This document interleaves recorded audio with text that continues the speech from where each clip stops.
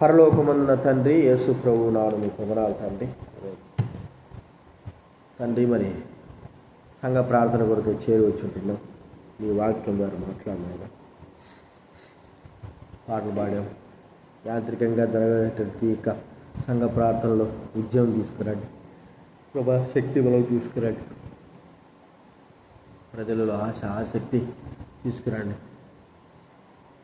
పరిస్థితులు ప్రతికూలంగా ఉన్నప్పటికీ రావాలనే ఆశ హృదయాలు దయచి కృతజ్ఞులమైన స్థుతులు చెల్లిస్తూ మీ వాక్యం ద్వారా మాట్లాడవలసి మనవి చేస్తూ యేసు నామమున ప్రార్థించి వేడుచున్నాం తండ్రి.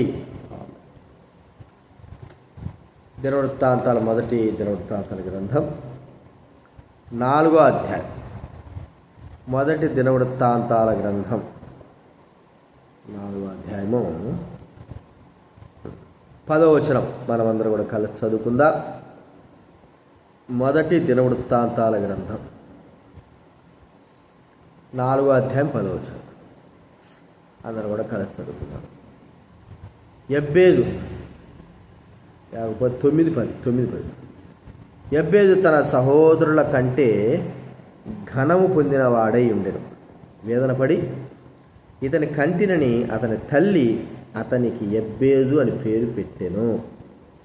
యబ్బేదు ఇశ్రాయేలును దేవుని గురించి మొరపెట్టి, నేను నన్ను నిశ్చయంగా ఆశీర్వదించి నా సరిహద్దును విశాలపరిచి నీ చెయ్యి నాకు తోడుగా ఉండ దయచేసి నాకు కీడు రాకుండా దానిలో నుండి నన్ను తప్పించుము అని ప్రార్థింపగా దేవుడు అతడు మనవి చేసిన దాన్ని అతనికి దయచేసెను.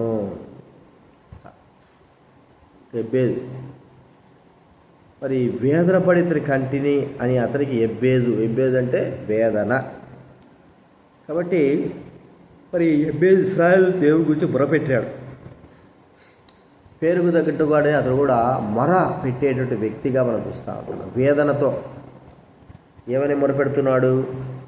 నువ్వు నన్ను నిశ్చయంగా ఆశీర్వదించు, సరిహద్దులు విశాలపరచు, నీ చెయ్యి నాకు తోడుగా ఉండి కీడు రాకుండా కాపాడు అని ప్రార్థన చేశాడు. అవునండి, యబ్బేజు ఎంత వేదనతో ప్రార్థన చేయకపోతే ఆ మాట చివరి లైన్లో ఉంది, దేవుడు అతడు మనవి చేసిన దాన్ని అతనికి దయచేసెను. చేసిన మనవికి దానికి ప్రతిఫలం తను మొరపెట్టిన మొరకి, తను వేదనతో చేసినటువంటి మొరకి వేదనపడి మొరపెట్టిన దానికి యబ్బేజుకు మరి చూస్తే దేవుడు దయచేశాడు. అంటే మొరతో విజ్ఞాపనలు చేస్తున్నప్పుడు దేవుడు అంగీకరిస్తాడు అనేటి మనము చూడగలం. మరి వేదనతో ప్రార్థన చేసినప్పుడు, వేదనతో ప్రార్థన చేస్తే ఖచ్చితంగా వింటాడు. హన్నాను చూసుకుంటే ఆమె మరి ఎంతో మనోదుఖం కలిదిగా ప్రార్థన చేసింది. దేవుడు ఆమెను మొర విన్నాడు. మరి అబ్రహాం చూసుకుంటే అబ్రహాం కూడా దేవుని సన్నిధిలో నిలబడి కేవలం ఒక్క వ్యక్తి కొరకై దేవునితో పోరాడుతూ ఉంటున్నాడు, మనవి చేస్తూ ఉంటున్నాడు. దేవుడు అతను చేసిన మనవి విన్నాడు. మరి హిజ్కియా చూసుకుంటే హిజ్కియా కూడా కన్నీటితో చేసిన ప్రార్థన మొర, కన్నీటితో చేస్తే ఆ పొర కూడా దేవుడు విన్నాడు. అంటే దేవుడు వేదనతో మొరపెట్టినప్పుడు మరి హృదయపూర్వక మొరపెట్టి విట్టాటాడు. ఒక మాట ఉంది 148వ కీర్తనలో, నిజముగా మొరపెడితే సమీపంగా ఉంటాడు. 145:18 వచనంలో 145:18 తనకు మొరపెట్టు వారికి అందరికీ, అనగా తనకు నిజముగా మొరపెట్టు వారికి అందరికీ యెహోవా సమీపంగా ఉన్నాడు. మొరపెట్టు వారందరికీ కూడా ఆయన సమీపంగా ఉన్నాడు. కాబట్టి మొర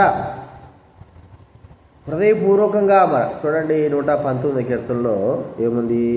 119 కీర్తన 145లో యెహోవా హృదయపూర్వకంగా నేను మొరపెట్టుచున్నాను, నీ కట్టలు నేను గైకొన్నట్టు నాకు ఉత్తరమే, హృదయపూర్వకంగా నేను మొరపెట్టుచున్నాను. హృదయపూర్వకంగా మొరపెడుతా ఉన్నాడు. కాబట్టి ప్రియమైన వాళ్ళరా, హృదయపూర్వకంగా మొరపెట్టిన విధానాన్ని మనం గమనిస్తే, హృదయపూర్వకంగా వేదనతో చేసినటువంటి ప్రార్థనకు చాలా ప్రతిఫలం, విలువ ఉంది. ఆ ప్రార్థనకు జవాబు ఉంది. ఏదో ఆషామాషిగా లేకపోతే చెయ్యాలంటే చెయ్యాలా, శాస్త్రులు పరిశీలనగా కాకుండా వేదనతో. మనకు తెలుసు, సుంకరి కన్నులెత్తుటకైనను ధైర్యం చాలక రొమ్ము కొట్టుకునుటూ చేసిన ప్రార్థనకు విని నీతిమంతుడుగా తీర్చినటువంటి ఆ ప్రభు తీర్చబడి వెళ్ళినాడు.